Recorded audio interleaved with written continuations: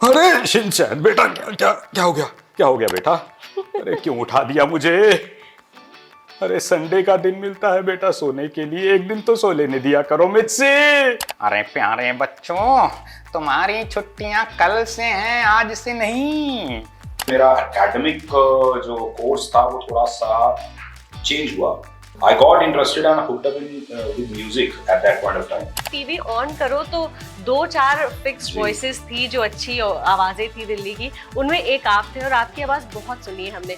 तो आज हम पहुंच गए हैं इंडिया के इस शहर दिल्ली में, जहां पे मसालों की कोई कमी नहीं है दोस्तों। और आप देख रहे हैं यहाँ के खान पान में आपको हर तरह के रंग भी नजर आ रहे हैं और बहुत टेस्टी होता है यहाँ का खाना, एकदम लजीज। मेरा कैरेक्टर था किंग हेनरी का। अच्छा। उस सीरीज को अवार्ड मिला था, नेशनल ज्योग्राफिक उस सीरीज को अवार्ड विनिंग सीरीज थी। वो मेन कैरेक्टर था।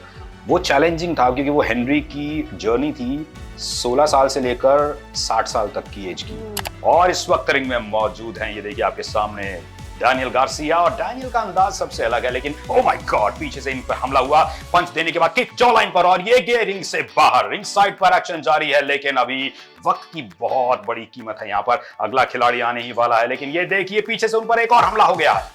Voice over I think is more umbrella term. उसके अंदर मैं कहूंगा जो हम बहुत काम करते हैं वो वॉइस एक्टिंग होता है।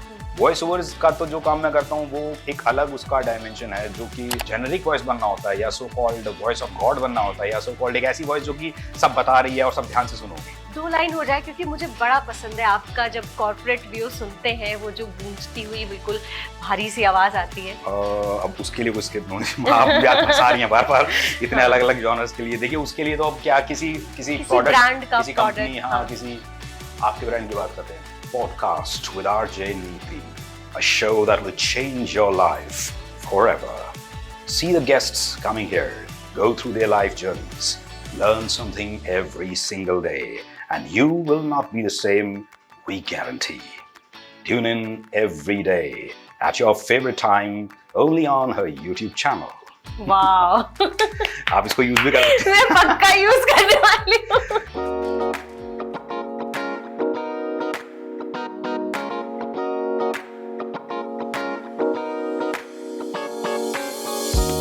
किसी को बेसबब शोहरत नहीं मिलती ए वाहिद, नाम उन्हीं के हैं दुनिया में जिनके काम अच्छे हैं। और हमारी कोशिश है कि ऐसे ही कुछ लोगों को हम अपने पॉडकास्ट में बुलाएं जिन्होंने अपने अच्छे काम के बदौलत शोहरत कमाई है।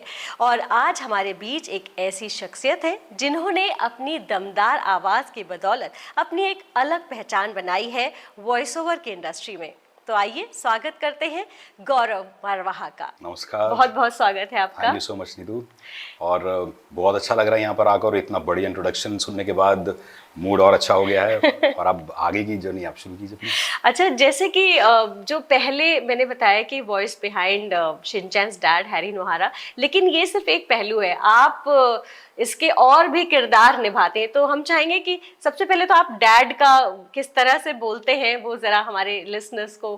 देखिए डैड जो है वो काफ़ी रियलिस्टिक कैरेक्टर है, हिरोशी नोहारा। और उसको मैंने कोशिश भी ये उस टाइम यही की थी कि उसको रियलिस्टिक टोन देने की।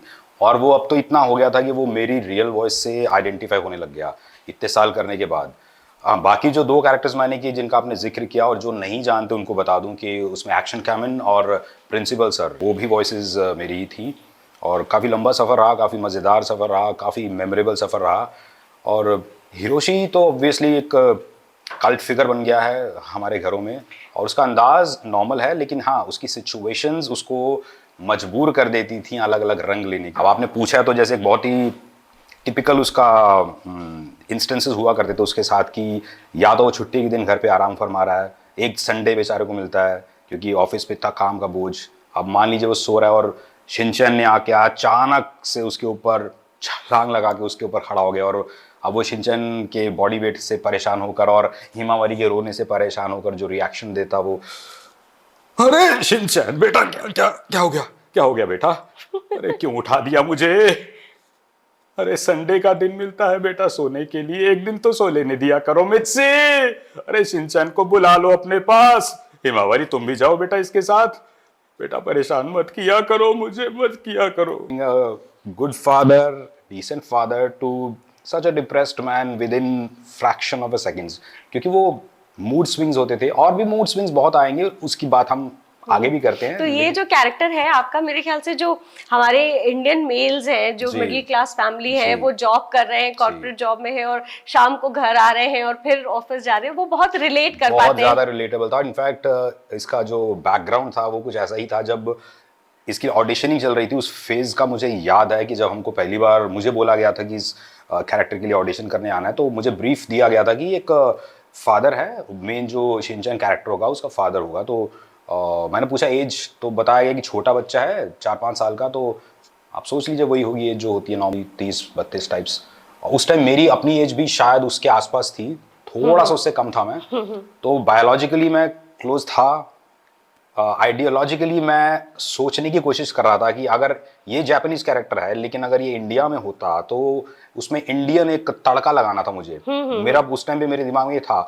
उस टाइम मुझे नहीं पता था कि ये कैरेक्टर आगे चलकर एक ह्यूज हिट बनेगा, एक इतना तरह से कल्ट ही बन जाएगा। शिनचैन अपने आप में एक, जैसे शिनचैन है, डोरेमोन है, कुछ ही सीरीज हैं जो कि ऐसी यादगार सीरीज बन गई हैं, पर जब हमने शुरू किया था तो कोई आइडिया नहीं था कि ऐसा कुछ हो जाएगा।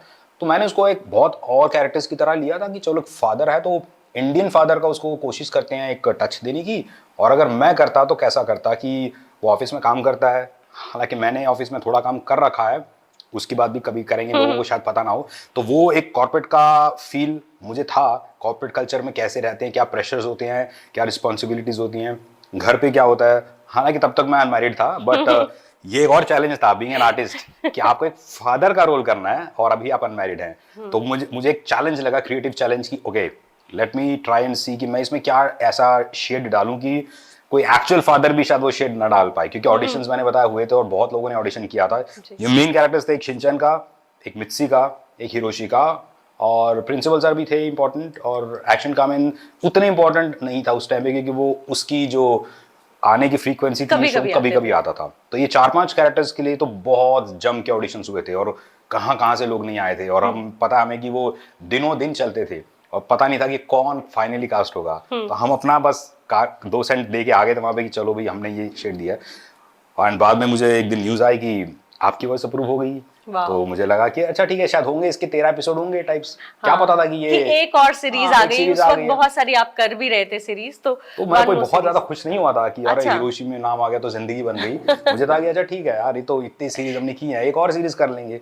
जब शुरू हुआ तो पता लगा नहीं 13 नहीं, इसके 26 एपिसोड्स हैं। ओके, वो किया, पता लगा ये एक सीजन था। तो कोई 3 महीने के बाद शायद एक और सीजन आ गया था। तो करते करते ये हुआ। फिर अब आपको पता है, सबको पता है कि वो हिस्ट्री कहाँ से कहाँ तक गई और कितने सीजन आए, वो कब तक चले। और आई थिंक 2005 के आसपास ऑडिशन हुए थे। और मैंने आखिरी जो रिकॉर्डिंग की वो कोविड से जस्ट पहले तक थी, जब हम लोग स्टूडियो जाके रिकॉर्ड करते थे। 19 एंड तक यहाँ होपफुली। उसके बाद 20 के बाद तो लॉकडाउन लग गया था, फिर सब कुछ बदल गया और यहाँ भी सब कुछ बदल गया था और वॉइसेस भी चेंज हुई हैं। वो सब एक अलग कहानी है। हाँ, वो मुझे नहीं पता अभी कौन कर रहा है, मैंने आज तक सुना भी नहीं। मुझे बताया जाता है, मेरे कुछ पुराने फैंस और कुछ दोस्त बताते हैं कि रिप्लेस तो हुए हैं वॉइसेस, लेकिन जो लोग उस दौर के व्यूअर्स हैं उनको मजा कहते हैं कि उसी में आता है। हाँ। अच्छी बात है। सब कई लोग मुझसे पूछते हैं कि अब वो बात नहीं आती, क्यों नहीं आती? तो उनको ये नहीं पता है कि वॉइसेस चेंज हो गई हैं। बात वॉइसेस की करें तो प्रिंसिपल सर एक बड़ा प्यारा कैरेक्टर है, हैरान परेशान। तो उनका भी कोई एक डायलॉग बोलकर। प्रिंसिपल सर का भी ऐसा था कि उसको एक, उस कैरेक्टर को एक शेड दिया गया था कि एक तो प्रिंसिपल हैं, जैसे कहते हैं कि दिन में कुछ और रात में कुछ और। अब वो दिन में प्रिंसिपल हैं और वो शिनचैन की दुनिया में या बच्चों की दुनिया में गैंग लीडर हैं। अब गैंग लीडर एक टोटली कॉन्ट्रास्टिंग फिगर हो गया। प्रिंसिपल कहाँ गैंग लीडर। एक ही शख्स को 2 शेड्स देना। और प्रिंसिपल में वो भोलापन लाना, वो इंटेलेक्ट की फील लाना, लेकिन एट द सेम टाइम उसमें फन एलिमेंट रखना। प्लस गैंग लीडर में वो थोड़ा सा कल्ट गैंग वाला फील लाना कि मैं एक बॉस हूँ, मैं एक अभी टपका डालूंगा वाला टाइप टपोरी फील। कैसे किया एक बार? तो वो प्रिंसिपल को तो बहुत हम भोलापन देते थे। जैसे मान लीजिए उसका 1-2 फेमस डायलॉग जो मुझे एकदम याद आते हैं कि अरे प्यारे बच्चों, तुम्हारी छुट्टियां कल से हैं, आज से नहीं। या फिर कभी शिनचैन प्रिंसिपल सर से इंटरेक्ट कर रहा है और किसी बात पे कुछ भड़क जाए वो कुछ, तो अब वो शिनचैन को डांट के, लेकिन वो बहुत ज़्यादा डांट भी नहीं सकते बिकॉज फिर बाकी बच्चे भी थोड़े अपसेट हो जाएंगे। तो अरे शिनचैन क्या कर रहे हो भाई, सबके सामने ऐसी बातें मत किया करो बेटा। या उनको गैंग लीडर बोल दिया जाता था। अरे मैं प्रिंसिपल हूँ, गैंग लीडर नहीं। तो ये सब स्पॉन्टेनियसली हुआ करता था। और अब एक्चुअली क्या एकदम से कोई पूछता है, जैसे अब आपने आज पूछ लिया, तो इतना काम कर चुके हैं ना इसी एक सीरीज पे कि याद नहीं आता एकदम से स्पॉन्टेनियसली। हाँ, अगर कोई एपिसोड सामने आ जाए या कोई स्क्रिप्ट सामने आ जाए तो बहुत चीजें याद आती है, बट आई थिंक सब समझ जाएंगे हाँ, कि वॉइस जो सुन के। अच्छा, एक और बड़ा इंटरेस्टिंग कैरेक्टर आपने किया है एक्शन कामेन का, तो उसके बारे में भी बात करेंगे, लेकिन एक डायलॉग उसका आप अगर सुनाएंगे। दोस्तों का दोस्त, दुश्मनों का दुश्मन, एक्शन कामन। मिमिको, मैं आ गया, अब तुम्हें कोई खतरा नहीं है। Thank you Action Kamen. अब एक्शन कामन क्या है, टेलीविजन पर एक टेलीविजन कैरेक्टर का टेलीविजन सुपर हीरो है। तो एक लूप बन रहा था। ऑलरेडी एक आइकॉनिक कैरेक्टर शिनचैन, जो कि खुद एक फिक्शनल कैरेक्टर है, वो अपने टेलीविजन पर एक और फिक्शनल कैरेक्टर को देख रहा है जो कि एक सुपर हीरो है। तो आप थोड़ी सी मतलब कॉम्प्लेक्सिटी डबल फेवरेट हो गए। मतलब जो आपका फेवरेट है शिनचैन, उसका भी जो फेवरेट Favorite है। कार्टून जो है Character। सीरीज कैरेक्टर, वो एक्शन कामेन, वो भी आपने किया जी, हुआ वो है। भी मेरे हिस्से में आया, तो ये अच्छी बात थी। और इसमें एक लार्जर देन लाइफ फील देना था, थोड़ा सा डोमिनेंट, थोड़ा सा अग्रेसिव, अथॉरिटेटिव। तो बस कोशिश थी कि वो फील रहे। लेकिन मजे की बात है कि कई ऐसे एपिसोड्स हुए, कई एक दो मूवीज आई थिएट्रिकल रिलीजेस शिनचैन की, जिसमें ये मेरे तीनों कैरेक्टर्स एक ही सीन में आमने सामने आ गए। ओह। ऐसा हुआ 3-4 बार हुआ ऐसा। प्रिंसिपल सर हैं, हिरोशी उनसे बात कर रहा है, इतने में एक्शन कामन भी आ गया है। और एक तो मजा तब आया जब हिरोशी का डबल रोल था एक मूवी में। ओह, तो तब ये कैसे 4 किया? कैरेक्टर्स थे आमने सामने। और सबसे मजे की बात, जो शायद बिलीव ना हो लोगों को, ये एक टेक में हुआ था। मैंने अपने चारों कैरेक्टर्स फ्लो में किए थे। हरी भरी हो रहे थे, हिरोशी बोल रहा है, प्रिंसिपल बोल रहा है, फिर जवाब दिया एक्शन ने, फिर वापस हिरोशी ने बोला। और हम एक बार रिकॉर्ड कर रहे थे एक को, आपको पता है कैसे हम लोग टेक्स करते रिकॉर्ड चलता है पूरा, वो एक गो में हुआ। और मुझे भी खुद को बड़ा अजीब लग रहा था कि यार वाह, मतलब सबने सामने से फीडबैक दिया कि it sounded like the different characters. तो वो अपने आप में एक क्रिएटिवली बहुत सेटिस्फैक्टरी काम था कि 3 कैरेक्टर्स के भी 4 बन गए। तो कैसे किया आपने, मतलब उस कैरेक्टर में घुस जाते थे?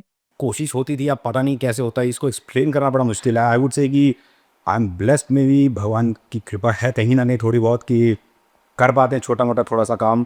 क्योंकि देखा जाए तो कोई बहुत बड़ा रॉकेट साइंस तो है नहीं, it's like just getting into the characters. अब जो भी फाइन आर्ट्स के स्टूडेंट्स हैं, एक्टर्स हैं, या जो क्रिएटिव काम करते हैं, वो जानते हैं कि you have to let go, you have to surrender somewhere.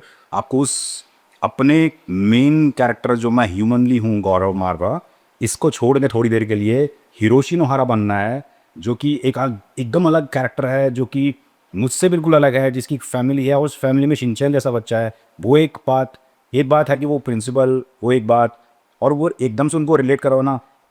इस बारे में मुझसे पहले भी 2 लोगों ने पूछा, मतलब खास करके जो न्यू जनरेशन के आर्टिस्ट से जो हमारी इंटरेक्शन होती थी, कि ये जो आप बात कर रही है कि स्विच ओवर करना है या फिर एक ही फ्लो में कंटिन्यू करते जाना, तो आई थिंक कहीं ना कहीं शायद होता है हमारे ब्रेन में, माइंड में एक स्विच होता है कि A to B, B to C, C to D and वापस D to A।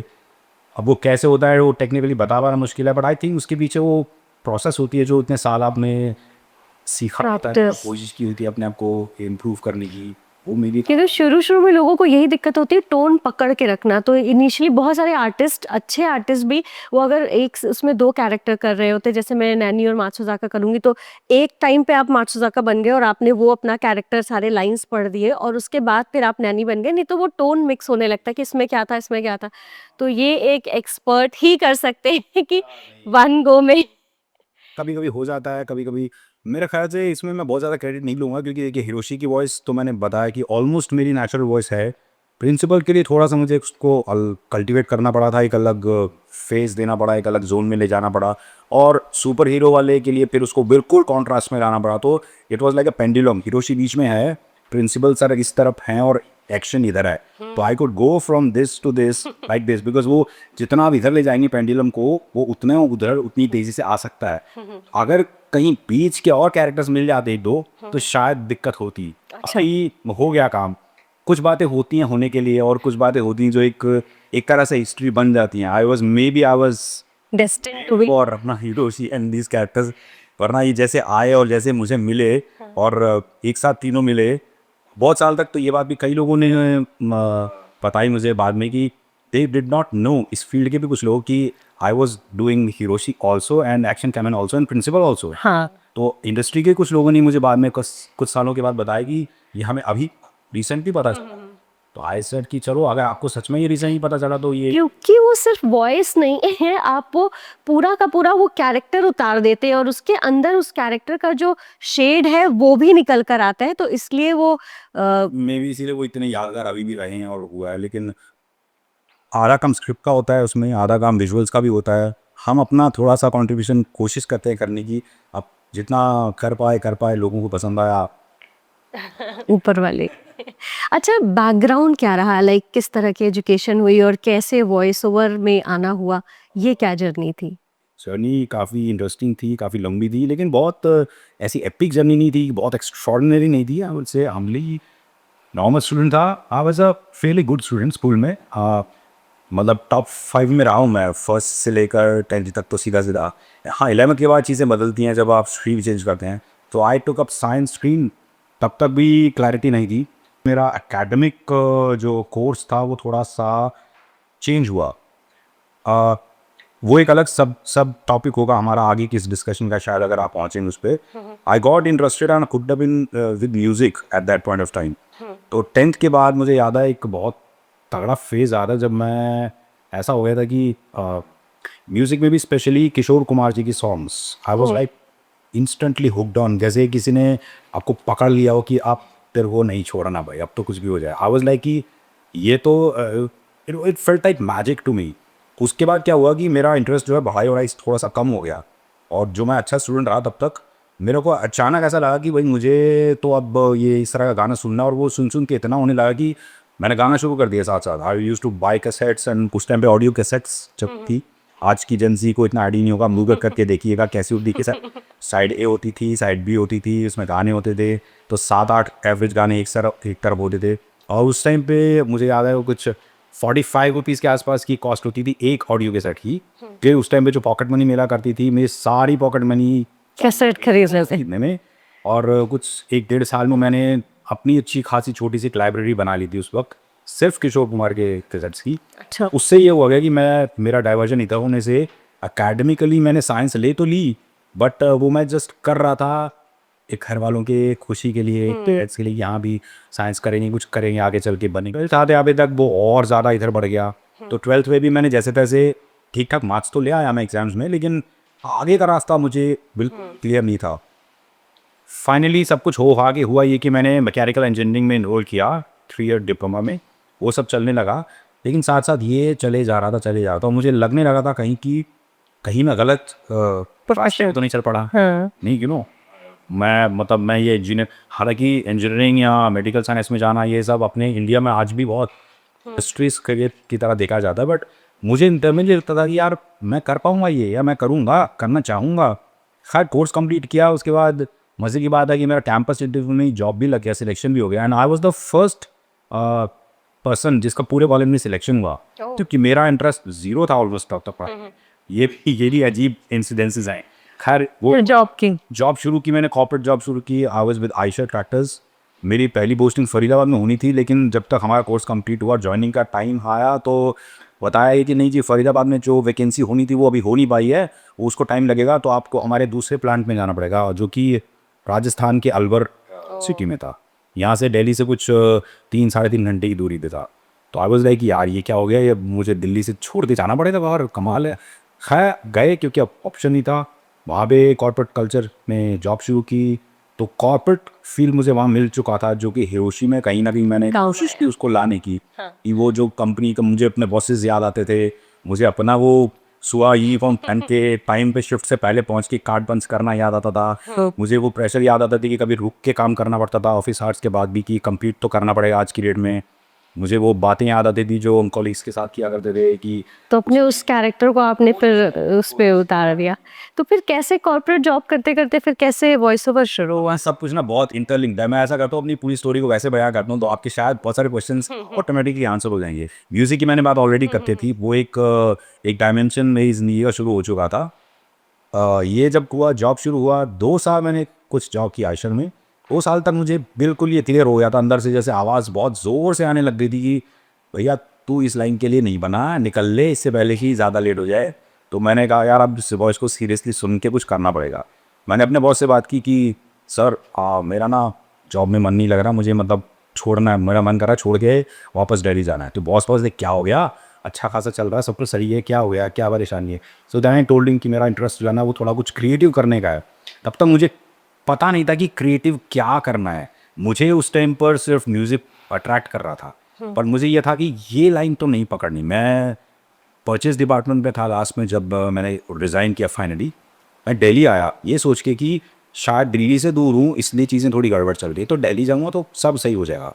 दिल्ली आने के बाद मैंने यहाँ फिर एक जॉब की कॉर्पोरेट में ही, यहाँ पे भी शायद मुझे 1 साल लग किया। अब मैं परचेज से मार्केटिंग में आ गया, टर्न द टेबल्स, उस तरफ से इस तरफ। तो ये ज़िंदगी भी मैंने जी कि यार अभी तक हम लोग ख़रीदते थे, अब हम लोग बेच रहे हैं। तो एक ऐसा वो कौन सा इंसिडेंट था जिसने आपको इस कॉर्पोरेट लाइफ से पहुंचा दिया और बना दिया वॉइस ओवर आर्टिस्ट? एक इंसिडेंट एक्चुअली नहीं था, बट जो बेसिक इसका रीजन था वो थी वो इनर वॉइस, मेरी कॉलिंग जो कह रही थी कि यहाँ से निकलो। मैं वहां से निकला, दिल्ली आया, जॉब चेंज किया। उसके बाद मैंने एक कोर्स किया दोबारा से इनरोल अपने आप को, क्योंकि मुझे था कुछ क्रिएटिव करना है। अब मैं बात कर रहा हूँ 1998-99 के आसपास की। उस टाइम पर इंटरनेट आया नया नया, ठीक है, जीमेल था नहीं तब, गूगल अभी भी आया था। हम देखते थे कि तब ये केबीपीएस की स्पीड होती थी, बहुत बड़ी बात। उस दौर में मैंने न्यूज़पेपर में एक एडवर्टाइजमेंट देखा, वेबसाइट्स डिजाइन करना। तो मुझे लगा कि शायद यही है मेरी जिंदगी, कि कुछ क्रिएटिव होगा, वेबसाइट्स बनाएंगे, कुछ नया नया मिलेगा, करेंगे। पता किया, ढूंढा, पहुंच गया, इंस्टीट्यूट में एनरोल कर लिया, 1 साल का कोर्स कर लिया, ये सोच के कि अब तो कुछ अच्छा होगा। उस दौरान हुआ ये कि एक हमारे बैच के एक दूसरे बैच में एक और लड़का था, जिससे बातों बातों में पता चला कि उनका कॉलेज में एक बैंड हुआ करता था, म्यूजिकल बैंड, जो कि कॉलेज तक तो था, उसके बाद टूट गया। तो बातों बातों में पता चला कि उनका एक मेंबर है जो अभी भी एक्टिव है म्यूजिक इंडस्ट्री में, वो कंपोज करता है जिंगल्स। तो मुझे जब उस लड़के ने बताया, मानव उसका नाम है, जैसे ही मैंने शब्द सुना जिंगल, मेरे दिमाग में घंटियां बज गई। जिंगल मतलब कि कुछ हो सकता है। जिंगल से मैं रिलेट कर पा रहा था म्यूजिक को, सॉन्ग्स को, सिंगिंग को, अपने उस पैशन को, और क्रिएटिव तो था ही। तो मैंने फौरन उससे नंबर मांगा बात करने के लिए। तब लैंडलाइन का जमाना था, लैंडलाइन नंबर मिला, 2-4 बार फोन किया, वो घर पे नहीं मिले। वक्त बीतता गया, काफी बार ट्रायल्स के बाद नंबर मिल गया, फोन पे बात हुई। तो उन्होंने बोला कि ठीक है, मैं बुलाऊंगा, चांस दूंगा। अब जैसा अक्सर लोग कहते हैं इस इंडस्ट्री में, पर मैं ढीठ था, मैं पीछे पड़ा रहा। करते करते करते करते शायद 2 या 3 महीने फॉलो करने के बाद एक दिन वो तंग आ गया। उसने मुझे बोला, यार देख, अभी काम नहीं है फिलहाल जिंगल का, एक वॉइस ओवर का काम आ रहा है, वो कर ले तू। तब तक मुझे वॉइस ओवर पता भी नहीं था होता क्या है। मैंने कहा वो क्या होता है, जिंगल तो ठीक है, वॉइस ओवर क्या करना पड़ेगा वहाँ? कह रहा है वॉइस ओवर। मैंने कहा क्या होता है? होता तो क्या उसे है? समझाया, अबे बोलना तो आइए। तो मैंने उसके बारे में बाद में फिर थोड़ा और तफ्तीश की, समझा लोगों से, और तो समझ में आया कि वॉइस ओवर क्या होता है। बैकग्राउंड जो वॉइस देते हैं किसी कमर्शियल प्रोडक्ट के लिए ऑडियो मीडियम के थ्रू, चाहे वो जिंगल हो, चाहे वो कॉर्पोरेट वीडियो हो, डॉक्यूमेंट्री हो, खैर वो तो डिटेलिंग बाद में पता चली। लेकिन वहां उसने जब मुझे बोला कि आपको ये करना है और आप आ जाओ कल, मैंने कहा ठीक है, आता हूँ। अगले दिन जब मैं पहुंचा तो जिंदगी में पहली बार मैंने रिकॉर्डिंग स्टूडियो में कदम रखा था, और ऑडिशन नहीं था, वो मेरा स्ट्रेट अवे असाइनमेंट था। सोचिए, पहला जो काम मुझे मिला वो फोन पे ही मिल गया। ऑडिशन नहीं था, उसने फोन पे वॉइस को सुन के ओके कर दिया था, सीधा स्क्रिप्ट दी गई, ये रिकॉर्डिंग है। मजे की बात, जब रिकॉर्डिंग तक पहुंचे, उसने बोला कि क्लाइंट की तरफ से एक मैसेज आया कि इसमें लास्ट में ना एक 5 सेकंड का जिंगल भी है, वो भी गवा लो। अब सोचिए, जो बंदा जिंगल के लिए सोच के आ रहा था और जिसके लिए इतना इंपॉर्टेंट था ये एंटर करना म्यूजिकल सिनेरियो में, उसे अचानक माइक्रोफोन पे जाने के बाद पता चल रहा है कि उसको गाना भी है। 5 सेकंड की लाइन थी, हालांकि 5 सेकंड का वीओ और 5 सेकंड का जिंगल। मेरी शुरुआत होगी। उसके बाद हुआ ये कि जिंगल वाला पार्ट थोड़ा सा पीछे होता चला गया, म्यूजिकल पार्ट, वॉइस ओवर वाला पार्ट बढ़ता चला गया, हम लोग काम करते चले गए असाइनमेंट्स। तो म्यूजिक ने बैक सीट ले ली और वॉइस ओवर्स आगे आ गए। उसके बाद as they say, the rest is history। अच्छा, सिंगिंग की आप बात करें तो हम जी। चाहेंगे कि आप किशोर दा के फैन है तो 2 लाइन हमें गा के भी सुनाइए कुछ। अ, अगर वो देखिए, जिंगल याद हो 5 सेकंड वाला तो वो भी सुना नहीं, सकते जिंगल हैं। मुझे एग्जैक्टली याद नहीं, मगर मुझे ब्रांड नेम याद है, बीज लक्ष्मी था। एक एग्रीकल्चरल प्रोडक्ट का वो जिंगल था, बीज लक्ष्मी। और वहीं से मेरे मेरे घर में लक्ष्मी आने का अंकुर बीज फूटे। पड़ा था इसलिए वो ब्रांड नेम भूलूंगा नहीं, लेकिन वो जिंगल एग्जैक्टली याद नहीं है। हाँ, किशोर दा के तो अनगिनत गाने याद हैं वैसे, बट अभी इतना आउट ऑफ टच हूँ। बट यहाँ पे इस माहौल में चलिए मैं 2 लाइनें सुना देता हूँ, फैंस के लिए सुनाता हूँ, ऑडियंस के लिए सुना देता हूँ। एक कुछ अलग करते हैं। तुमसे बढ़कर दुनिया में, तुमसे बढ़कर दुनिया में न देखा कोई और, जुबां पर आज दिल की बात आ गई। तुमसे बढ़कर दुनिया में, तुमसे बढ़कर दुनिया में न देखा कोई और, जुबां पर आज दिल की बात आ गई।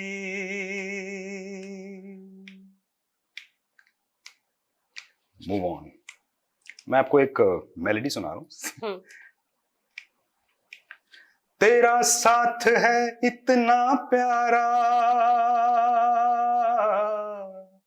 तेरा साथ है इतना प्यारा, कम लगता है जीवन सारा, तेरे मिलन की लगन में हमें आना पड़ेगा दुनिया में दोबारा, हमें आना पड़ेगा दुनिया में दोबारा, तेरा साथ है इतना प्यारा।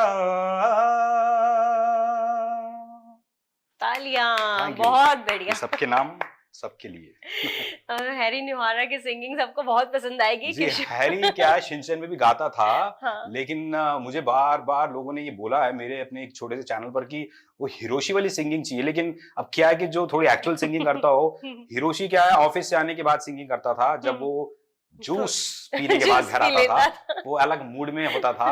वो सिंगिंग थोड़ी अलग होती है, मैं थोड़ी दूसरी सिंगिंग करता था। अच्छा, हमने कितनी इम्प्रोवाइज भी की है, आपके जूस बहुत, से याद आया मैंने कि जूस को घर घर तक पहुंचाया है। अच्छा, बैक टू वॉइस ओवर्स। आपने बहुत सारे national geographic, history channel, discovery, बहुत सारी सीरीज, मतलब टीवी ऑन करो तो 2-4 फिक्स जी। वॉइसेस थी जो अच्छी आवाजें थी दिल्ली की, उनमें एक आप थे और आपकी आवाज बहुत सुनी है हमने। एक खास कैरेक्टर गैरी मेगन का था, उनकी आपने हिंदी वॉइस ओवर किया है, जो जी, ऑस्ट्रेलियन जी, शेफ है। जी जी जी। उसमें कैसे बोलते थे आप? बोलता तो ऐसे ही था मुंह से ही, लेकिन ये था कि उसको एक टच देने की कोशिश की, क्योंकि वो थोड़े से नॉटी, थोड़े से कॉमिकल कैरेक्टर हैं। बहुत अच्छे शेफ हैं, हम जब जानते हैं, उनके बहुत शोज, फूड शोज चलते हैं दुनिया भर में। अब एग्जैक्टली देखिए, वर्डिंग्स तो याद नहीं है, मैं इम्प्रोवाइज करता हूँ, कोशिश करता हूँ यहीं पे बस इसी माहौल में। स्टाइल। हाँ, तो आज हम पहुंच गए हैं इंडिया के इस शहर दिल्ली में, जहां पे मसालों की कोई कमी नहीं है दोस्तों। और आप देख रहे हैं यहाँ के खान पान में आपको हर तरह के रंग भी नजर आ रहे हैं, और बहुत टेस्टी होता है यहाँ का खाना, एकदम लजीज। मन पर कंट्रोल करना बड़ा मुश्किल होता है इसके बाद। आइए आज शुरू करते हैं एक ऐसा खाना बनाना, एक ऐसी डिश बनाने से जो कि बहुत ईजी है, 10 मिनट में तैयार हो जाएगी। और मुझे पता है जब आपके घर मेहमान आएंगे, ये खाने के बाद वो आपसे रेसिपी लिए बिना नहीं जा पाएंगे। क्या बात है। मतलब इतने फटाफट डायलॉग सोच भी लेना और बोल भी देना, ये तो कमाल की बात है। मतलब ये आ गया, शायद हम लोग ने इतने साल वो किया है डबिंग, तो 15-20 साल का। हाँ, तो क्या होता है कई बार स्क्रिप्ट्स में थोड़े बहुत 19-20 का एरर होता है, तो उसको ब्रिज अप करने के लिए, ठीक करने के लिए अपने अंदर के राइटर को जगाना पड़ता है, थोड़ा उसको कंट्रीब्यूशन के लिए बोलना पड़ता है। तो शायद वो करते करते करते करते थोड़ा बहुत हम कर पाते हैं, बाकी ज्यादा कुछ नहीं। आप खुद इतनी अच्छी आरजे हैं, आप खुद इतने शोज करती हैं लाइव, आपको पता है कि ऑन द फ्लाई कुछ क्रिएट करना, उसका एक अलग मजा भी होता है और चैलेंज भी होता है। कि आपको अभी पता नहीं मैं अगली लाइन क्या बोलूंगा या बोलूंगी, लेकिन आप बोलते हैं। क्योंकि अभी आपको पता नहीं था कि मैं ये बोलूंगी और आप ये डायलॉग बोलने वाले, तो ये थोड़ा सा मतलब आर्टिस्ट होना तो अच्छा है कि आप कर सकते हैं, लेकिन इतना फायदा तो मिलना भी इतना चाहिए फायदा ना। तो हाँ। तो आपका फेवरेट कैरेक्टर कौन सा है जिसको करने में आपको बहुत मजा आता हो? इतने सारे आपने 15-20 साल डबिंग की है।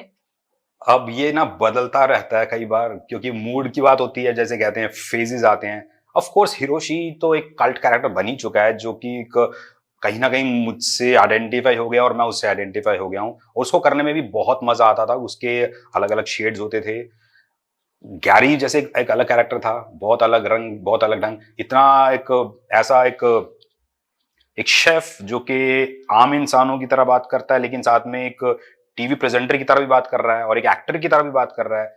वो भी उसके मैंने कई सीजन्स किए क्योंकि, तो वो भी एक मजेदार कैरेक्टर था। एक सीरीज की थी ट्यूडर्स के नाम से नेशनल ज्योग्राफिक के लिए, उसमें मेरा कैरेक्टर था किंग हेनरी का। अच्छा। उस सीरीज को अवार्ड मिला था, नेशनल ज्योग्राफिक उस सीरीज को अवार्ड विनिंग सीरीज थी। वो मेन कैरेक्टर था। वो चैलेंजिंग था क्योंकि वो हेनरी की जर्नी थी 16 साल से लेकर 60 साल तक की एज की, जब तक वो इस दुनिया से रुखसत नहीं हुए।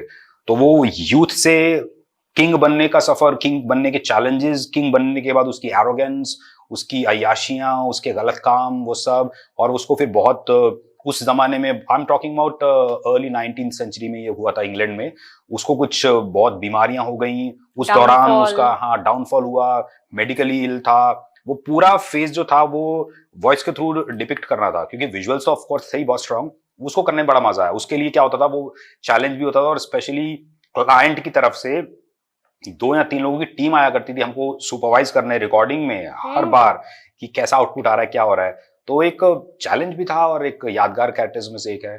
एक मैं उससे कहूंगा। बाकी तो देखिए हम हर बार करते हैं, कुछ बेनाम कैरेक्टर्स रह जाते हैं। जैसे अभी करंटली भी कर रहा हूँ एक बिल्कुल इन सबसे अलग रेसलिंग, AEW, जो WWE जानते हैं या WWF जानते हैं हमारे जमाने के लोग, जो रेसलिंग हुआ करती थी, अब वो बदल कर कई अलग अलग ऑर्गेनाइजेशंस के साथ चलती है। TNT उसमें से एक है, WWE तो है ही जो अब आजकल OTT पे भी आ चुका है। मैं जुड़ा हूँ AEW के साथ, जो कि डिस्कवरी के एक यूरोस्पोर्ट चैनल पर आता है। Every week twice we go on air. उसके शो का फॉर्मेट बिल्कुल अलग है। वहां पर हम एकदम लाइव कमेंटेटर बन जाते हैं। और इस वक्त रिंग में मौजूद हैं, ये देखिए आपके सामने, डैनियल गार्सिया। और डैनियल का अंदाज सबसे अलग है, लेकिन ओ माय गॉड, पीछे से इन पर हमला हुआ, पंच देने के बाद किक जॉ लाइन पर, और ये गए रिंग से बाहर। रिंग साइड पर एक्शन जारी है, लेकिन अभी वक्त की बहुत बड़ी कीमत है यहाँ पर। अगला खिलाड़ी आने ही वाला है, लेकिन ये देखिए पीछे से उन पर एक और हमला हो गया है। तो वहां पर ये लाइव रखना पड़ता है, because actually you are actually doing it live, because scripted वो नहीं होता है सच, कि हमें स्क्रिप्ट दी भी नहीं जाती है, लाइव लगना विजुअल्स होते हैं। हाँ, एनर्जी डालनी होती है, और वो होता है, वो एक अलग फील है। उसमें बड़ा मजा आता है क्योंकि हमें खुद नहीं पता होता कि अब वो क्या करेगा, कौन किसको कब मारेगा, कैसे मारेगा, और कौन कहां से आके बचाएगा या नहीं बचाएगा, सब कुछ चल रहा होता है। इसीलिए आप इतने कॉन्फिडेंट है कि लाइव कुछ भी बुलवा लो, मैं तो रेडी हूँ। हाँ, लाइव का मुझे एक्सपीरियंस और भी रहा है। जैसे अब आप खुद भी लाइव प्रेजेंटर हैं, मैं भी छोटे मोटे लाइव शोज कर रहा हूँ। लाइव शोज, हाँ, मैं उस पे आने ही वाली थी। लाइव शोज का कैसा रहता है? लाइव शोज में भी देखिए ऐसा है कि बस कभी कभार कर लेते हैं, छोटा मोटा कुछ आ जाए तो। कॉर्पोरेट शोज खास करके एंकरिंग कर लेते हैं, टेलीविजन के लिए भी थोड़ी बहुत की हुई है। तो ये घूम फिर के क्या है, लिंक्ड है सब कुछ। वो जो सेंट्रली जो एक आर्टिस्ट का जो एक फील है, उसी के डायमेंशंस कह लीजिए। वॉइस ओवर उसका एक इंटीग्रल पार्ट है। Voice over I think is more umbrella term. उसके अंदर मैं कहूंगा जो हम बहुत काम करते हैं वो वॉइस एक्टिंग होता है। वॉइस ओवर्स का तो जो काम मैं करता हूँ वो एक अलग उसका डायमेंशन है, जो कि आप जानती हैं, आपके साथ भी हमने काफी प्रोजेक्ट्स किए हैं, कॉर्पोरेट वॉइसेस और वो सब। वो एक बड़ा सीधा सीधा काम होता है जिसमें आपको एक क्या बोलते हैं, जेनरिक वॉइस बनना होता है, या so called voice of God बनना होता है, या सो कॉल्ड एक ऐसी वॉइस जो कि सब बता रही है और सब ध्यान से सुनो। 2 लाइन हो जाए, क्योंकि मुझे बड़ा पसंद है आपका जब कॉर्पोरेट व्यू सुनते हैं, वो जो गूंजती हुई बिल्कुल भारी सी आवाज आती है। अब उसके लिए कोई स्क्रिप्ट होनी, आप याद फंसा रही हैं बार बार इतने अलग अलग जॉनर्स के लिए। देखिए उसके लिए तो अब क्या, किसी प्रोडक्ट, किसी कंपनी, हाँ, किसी आपके ब्रांड की बात करते हैं। पॉडकास्ट विद आरजे नीति, a show that will change your life forever. See the guests coming here, go through their life journeys, learn something every single day, and you will not be the same, we guarantee. Tune in every day at your favorite time, only on her YouTube channel. वाह, आप इसको use भी कर सकते हैं। मैं पक्का use करने वाली हूँ। Thank you so much. बेटा आपका काम हो गया। बहुत महंगे वॉइस ओवर आर्टिस्ट गौरव। तो अच्छा, पैसों की बात आई है तो ये मैं पूछना चाहूंगी कि हाउ टू इंश्योर, क्योंकि हमारा फ्रीलांस ऐसा जो काम होता है, हर दिन एक अलग क्लाइंट है, हर दिन में 4 क्लाइंट्स है, तो हाउ टू इंश्योर कि आप जिसके लिए काम कर रहे हैं आपके पैसे आ जाए, टाइम पे आ जाए, क्योंकि बहुत सारे जो न्यू एस्पिरेंट्स हैं, बनना चाह रहे हैं वॉइस ओवर आर्टिस्ट, वो प्रैक्टिस कर सकते हैं सब चीजें, लेकिन ये चीजें कैसे इंश्योर की जाए? ये देखिए काफी हद तक तो ये होता है कि हिट एंड ट्रायल है, और कुछ आपको गुजर के सीख के करना पड़ता है। बहुत कुछ हमने भी किया है, बहुत सहा है, बहुत हमारी भी पेमेंट्स डूबी हैं जो आज तक नहीं मिल पाई हैं। लेकिन after a while you learn, you get a sense कि कौन सा क्लाइंट है जो समझ में आ रहा है, आपको फील होता है कि ये पेमेंट करेगा, कर देगा, टाइम से कह रहा है जैसा कर देगा। ऑफ लेट मैंने ये शुरू किया था कुछ साल पहले तक कि I used to start charging advance, कुछ एक परसेंटेज 25% या 50% एडवांस करवा दीजिए, जहां मुझे लगता था कि डाउट है कि शायद बाद में पेमेंट के लिए थोड़ा ज्यादा फॉलो अप करने पड़ जाएंगे या टाइम पे नहीं होगी। और जहां पे किसी के थ्रू आते हैं वहां पे भी नो कि एश्योर्ड है पेमेंट। आपने अगर मुझे रेफर किया किसी को तो आई नो कि पेमेंट आएगी। डिसेंट लोगों के साथ हाँ, काम करिए जो कोशिश वेल ये रहती है। एस्टैब्लिश्ड है। ये कोशिश रहती है। और दूसरा पता चल जाता है, फोन पर अगर बात हो रही है तो आप उनकी बात से, उनकी टोन से यू कैन मेक आउट कि ये पेमेंट को लेके इनकी ओवरऑल क्या वो है फील। जो पेमेंट देने वाला बंदा होता है वो बहुत जेन्युइनली बात करता है और वो खुल के पेमेंट की बात खुद करता है अक्सर। और अक्सर जो उसको नहीं देना होता वो पेमेंट के टॉपिक को अवॉइड या तो करता है या फिर नेगोशिएट करता ही नहीं आपसे, क्योंकि उसको पता मैंने तो देनी तो है नहीं। अगर आपने किसी प्रोजेक्ट के लिए आप 50,000 भी बोल दिए तो हाँ ठीक है सर दे देंगे, काम ही है, वो काम पे ही पुश करेगा। जो जेन्युइन होगा वो थोड़ा करे, नहीं 50 थोड़ा ज्यादा सर 40 पे कर लो, तो यू नो कि ये देना चाह रहा है इसीलिए थोड़ा मोल भाव भी कर रहा है, तो वहां पर आप भी वो हो जाते हैं। तो करते कराते थोड़ा हाथ पैर जलाने पड़ते हैं, थोड़ा सा नुकसान झेलना पड़ता है। Advance is a good way to ensure कि पेमेंट आएगा। और दूसरा उसके क्रेडेंशियल्स को थोड़ा सा आप देख लीजिए, इंडस्ट्री में वो क्या है, उसका बैकग्राउंड क्या है, और कोई अगर कॉमन रेफरेंस मिल जाए तो बहुत ही अच्छा होता है। बाकी you have to take a chance. अच्छा, सिखाने की बात है, जैसे कि आपने ओवर द पीरियड काफी कुछ एक्सपीरियंस किया है, कई चीजें नेचुरल थी आपके अंदर, कुछ आपने टाइम के साथ सीखी हैं, तो अगर कभी सिखाने का मौका लगा तो आप सिखाना चाहेंगे या कभी सिखाया है, ट्रेनिंग दी है वॉइस ओवर की? एक बार एक फ्रेंड के थ्रू मुझे जामिया मिलिया इस्लामिया यूनिवर्सिटी में मौका मिला था फैकल्टी के तौर पर क्लासेस लेने का, मैस कॉम के फाइनल ईयर स्टूडेंट्स की। बस एक सेशन, एक या दो सेशंस लिए थे मैंने उनके फाइनल ईयर स्टूडेंट्स के लिए, जो कि ऑडियो और वीडियो सब कुछ करते हैं। उसके अलावा उसी यूनिवर्सिटी में कुछ एक छोटा प्रोजेक्ट था, वहां किया था। उसके अलावा आज तक सिखाया नहीं है, लेकिन कई बार मुझसे बोला गया, ये कई लोगों ने पूछा है कि आप इंटरेस्टेड हो, तो I am open to the idea, but such अभी कुछ अपॉर्चुनिटी मिली नहीं है। तो अगर आप गौरव से सीखने में इंटरेस्टेड हैं तो आप कमेंट बॉक्स में इंटरेस्टेड लिखते जाइए, और फ्यूचर में हम कुछ ऐसा प्लान कर सकते हैं कि कुछ हम अच्छी जो टिप्स हैं वो अपने लिसनर्स के साथ भी शेयर करें। पता तो चले आप सच में इंटरेस्टेड हैं कि नहीं। सच में, हाँ। ऐसे ज्ञान नहीं मिलता। तो अभी अगर कोई टिप्स देना चाहे जो लोग वॉइसिंग में ट्राई करना चाहते हैं, तो आप क्या, जैसे आप अपने गले को अच्छा रखने के लिए क्या करते हैं, किस तरह से प्रैक्टिस की आपने, कोई tips? General wellbeing of the voice थोड़ा सा इंश्योर कीजिए कि आप बहुत ज़्यादा लाउड एनवायरनमेंट्स में ज़्यादा देर ना रहें, क्योंकि वहाँ पे आपको शाउट करना पड़ेगा बोलने के लिए, तो गले पे स्ट्रेन पड़ेगा अननेसेसरली। और अगर हो सके तो थोड़ा बहुत प्राणायाम किया कीजिए। योगा बहुत पावरफुल है हमारा, हम जानते। प्राणायाम से क्या होता है ना, एक तो ब्रीदिंग पे इफेक्ट आता है, और वोकल क्राफ्ट में breathing is the backbone.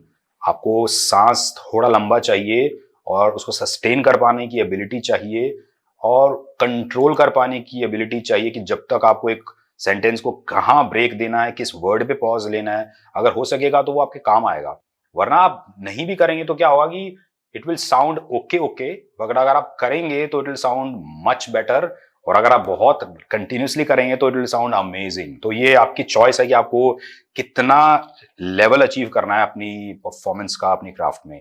Basic ये टिप्स हैं। और अगर म्यूजिकली आप थोड़े बहुत इंक्लाइंड हैं या आपका ईयर है उस तरह पे, तो जो हमारे क्लासिकल म्यूजिक में कुछ रियाज होते हैं, खरज के स्वर लगाना, नीचे के सुरों में आना, मतलब जो आपका एक बेसिक टोन होता है, नोट होता है, स्केल होता है जिसे बोलते हैं, जैसे सा होता है, उससे नीचे अगर आप गाएंगे, पर वो कीजिए किसी इंस्ट्रूमेंट के साथ ही, क्योंकि अदरवाइज आप रैंडम हर बार पिच अलग कर देंगे और वो फिर फायदा नहीं करेगी। तानपुरा तो थोड़ा एडवांस के लिए हारमोनियम मिल जाए तो ज्यादा अच्छा है। आजकल तो एप्स के ऊपर हारमोनियम अवेलेबल है, तो आपको एक्चुअली पूरा हारमोनियम खरीदने की जरूरत नहीं है।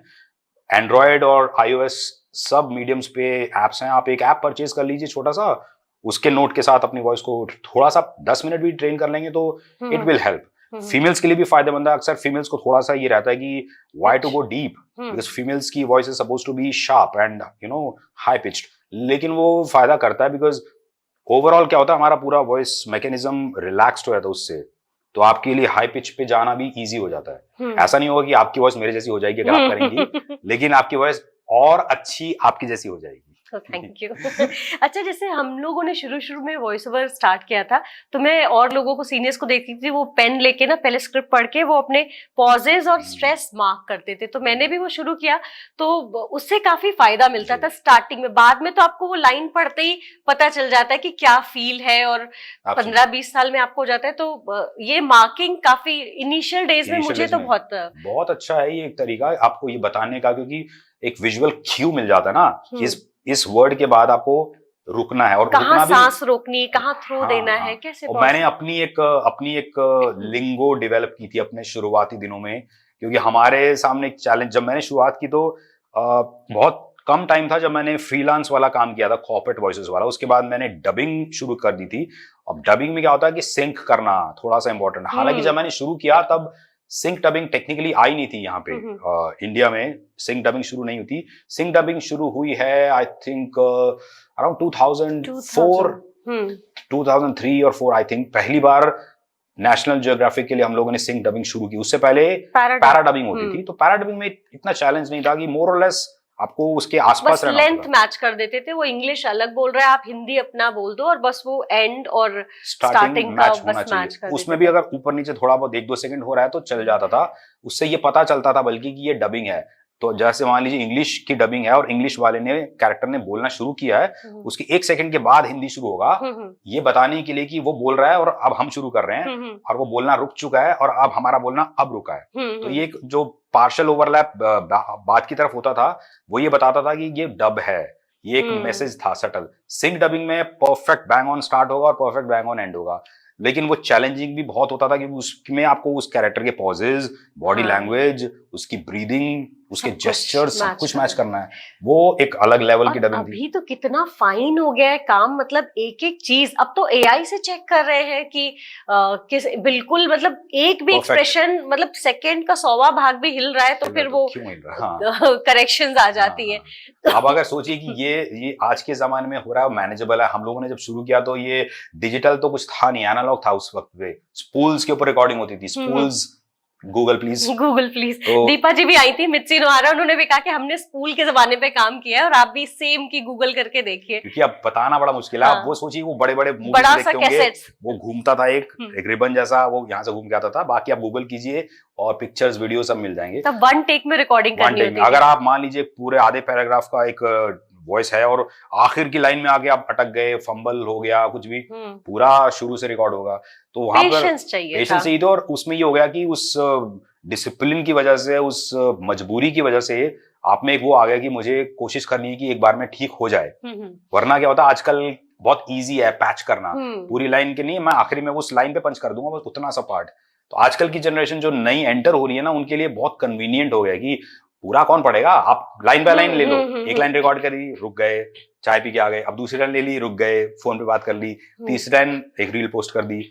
ऐसे होते हैं पैचिंग। पर जब उस लेवल की शिद्दत होती है तो मेरे ख्याल से काम भी अच्छा होता है। इसीलिए जो पुराने गाने भी हैं, हाँ, इवन पुराने गाने शायद अभी के गाने आते हैं और उस तरह से चढ़ते हैं, चले जाते हैं, लेकिन वो नहीं जा रहा क्योंकि वो उस शिद्दत से किया हुआ। और वो लाइव रिकॉर्ड होती थी, लाइव रिकॉर्ड। अगर ड्यूएट है तो म्यूजिशियन ने भी गलत किया तो सब गड़बड़। उस दौर की बात ही कुछ अलग थी। मतलब उस 60s 70s का जो म्यूजिक था, जो इंडियन बॉलीवुड मूवीज की देख लीजिए आप, क्या परफॉर्मेंसेस होती थी। Everything was golden, actually golden era इसीलिए बोलते हैं इसको। अच्छा, एक चीज नए जो फ्रेटर्निटी है वॉइस ओवर इंडस्ट्री की, उसमें एक टेंशन है कि एआई रिप्लेस कर रही है।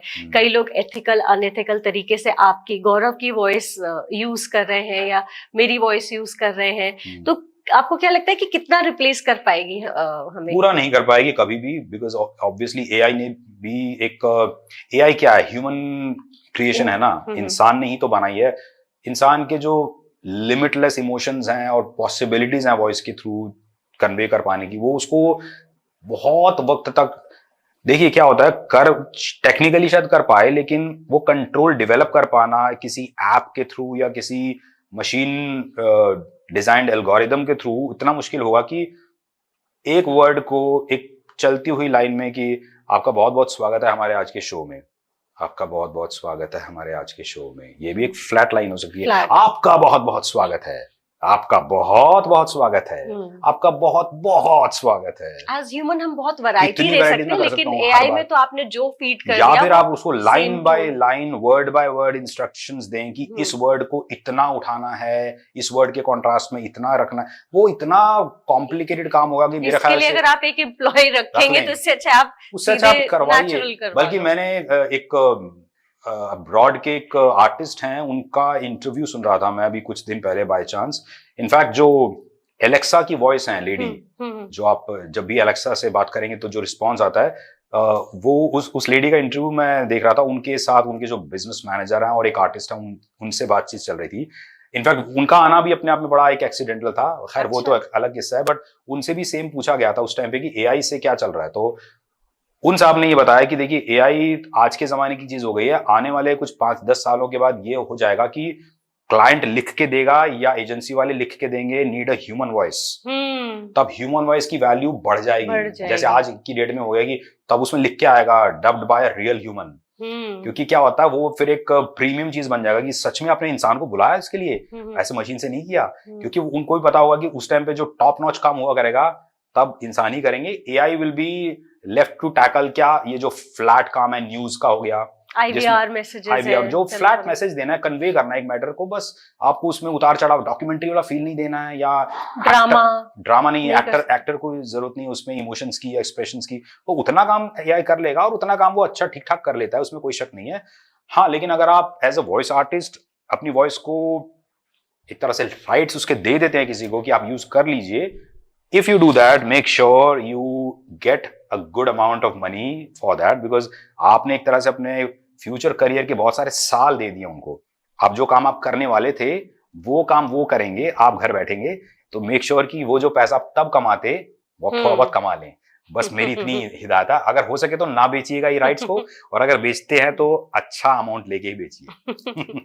अच्छा, आपने ब्रिटिश और अमेरिकन दोनों एक्सेंट के लिए काम किया, तो ये कैसे आपने कल्टीवेट किया? ये कल्टीवेट ऐसे किया कि करना पड़ा भी मुझे, और करने का एक रीजन भी मिल गया।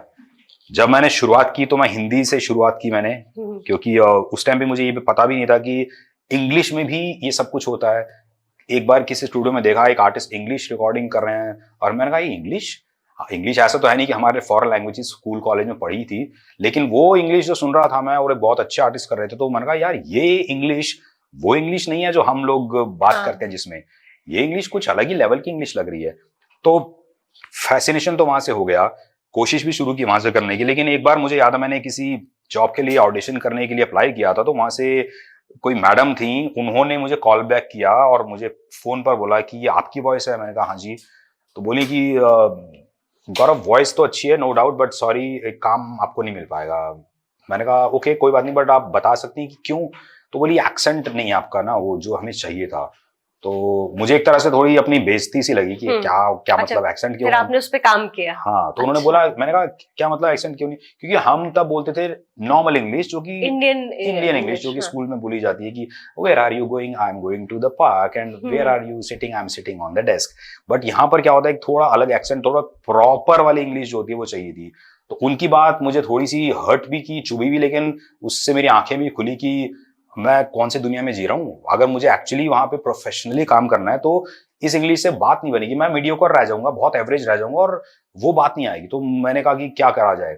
तो उन्होंने फोन पे इनफैक्ट बोला था कि आप इंग्लिश प्रोग्राम्स वगैरह देखना शुरू करो और ज्यादा अच्छे आर्टिस्ट को सुनना शुरू करो, BBC जैसे चैनल्स देखो, और कहीं से भी जहां से मिले आप जॉब करो चीजों को। फिर मैंने अपनी उस पर एक्सरसाइज शुरू की, और इसमें लगे मुझे कुछ 2, 2.5, 3 साल लगे होंगे एटलीस्ट।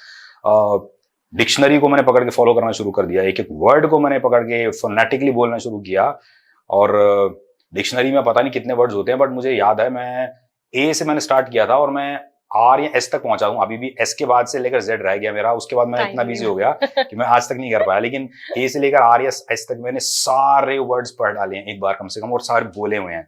तो वो टाइम लगाना पड़ा मुझे। लेकिन गौरव, जो हमारी जो आज की बातचीत है, या जितने भी मैं पॉडकास्ट आर्टिस्ट का कर रही हूँ, तो A to Z सिर्फ जो जिस निकल के आ रहा है वही कि मेहनत करनी पड़ती है। आपको बस ऐसे ही कुछ नहीं मिलता। जैसे कि गौरव इतने अच्छे इन्होंने इंटरनेशनल प्रोजेक्ट्स भी किए हैं और इतनी अच्छी अंग्रेजी में अगर आप अमेरिकन कहेंगे तो अमेरिकन एक्सेंट, ब्रिटिश कहेंगे तो ब्रिटिश, इंडियन इंग्लिश कहेंगे तो वो उसमें भी बहुत अच्छा कैरेक्टर करते हैं और इस पे इन्होंने वर्क किया है। तो अगर आप एक वॉइस ओवर आर्टिस्ट बनना चाहते हैं तो आपको भी अपनी आवाज पे, अपने लहजे पे, अपने एक्सेंट पे, डिक्शन पे बहुत काम करना होगा, तब आप इस इंडस्ट्री में आ तो जाओगे, लेकिन अगर आप चाहते हो लंबा चलो, सर्वाइव करो, तो ये करना पड़ेगा। तो आज का जो हमारी बातचीत है, मुझे लगता है आज की बातचीत बस यहीं पर। गौरव, आप हमारे स्टूडियो में आए और इतनी अच्छी हमारे साथ बातचीत की, अपने एक्सपीरियंस शेयर किए, उसके लिए बहुत बहुत धन्यवाद। थैंक यू सो मच मुझे बुलाने के लिए और मुझे झेलने के लिए। तो अगर आपको हमारा पॉडकास्ट अच्छा लगा तो हमारे चैनल को लाइक, शेयर और सब्सक्राइब करिएगा और बेल आइकन जरूर दबाइएगा ताकि आने वाले गेस्ट की नोटिफिकेशंस आपको मिलती रहे। और अगर किसी खास गेस्ट को आप चाहते हैं कि हम अपने पॉडकास्ट में बुलाएं तो उनका नाम कमेंट बॉक्स में लिखिएगा। हमारी कोशिश रहेगी उन्हें भी अपने शो में बुलाने के लिए। आज के लिए बस इतना ही। इजाजत दीजिए नीति को। नमस्कार।